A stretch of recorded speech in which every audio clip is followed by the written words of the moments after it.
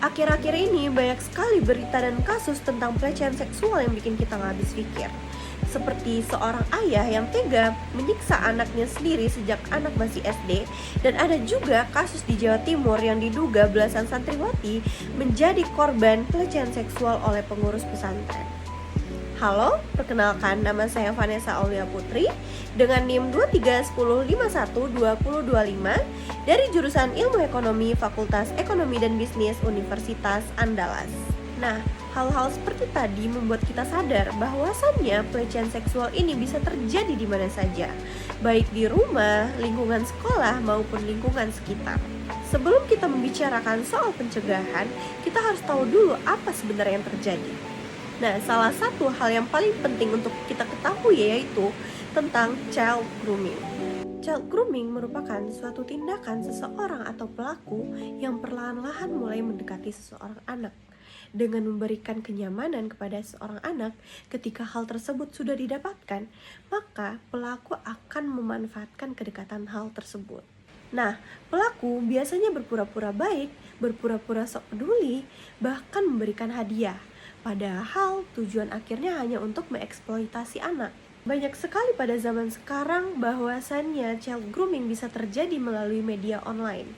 Contohnya seperti DM Instagram, WhatsApp, game online, bahkan sampai ke video call. Pelaku bisa meminta foto, meminta sering-sering chat, meminta video call, bahkan sampai mengajak ketemu.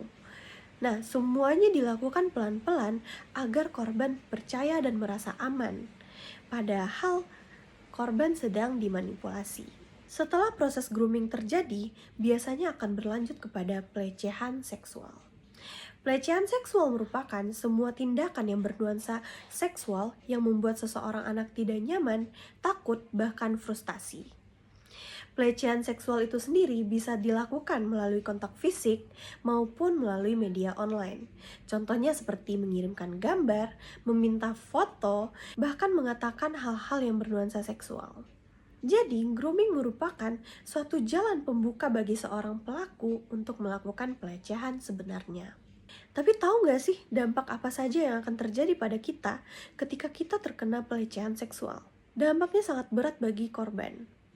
Karena korban akan merasa trauma, takut bertemu orang, merasa bersalah padahal dirinya korban. Bahkan aktivitas sehari-harinya pun menurun. Contohnya seperti pendidikan atau prestasinya akan bisa menurun, sifat akan berubah, bahkan dia akan cenderung menjauh dari lingkungan. Kita sebagai warga negara memiliki peran penting dalam menjaga diri dan menjaga lingkungan dari segala bentuk hal seperti pelecehan seksual.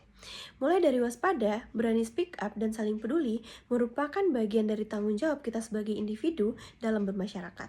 Pencegahan bisa mulai dari hal-hal yang sederhana, seperti mulai mengenali tanda-tandanya, yang kedua mulai membatasi diri, dan yang ketiga yaitu tidak ragu untuk mengatakan kepada orang yang berwenang ketika merasa terancam.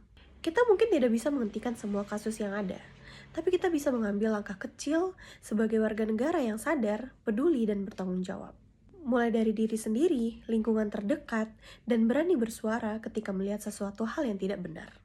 Pada akhirnya, yang paling penting adalah kita sadar sama apa yang kita rasakan sendiri. Terima kasih sudah menonton video ini, semoga bermanfaat. Jaga diri, batasi diri, dan jangan ragu bilang tidak.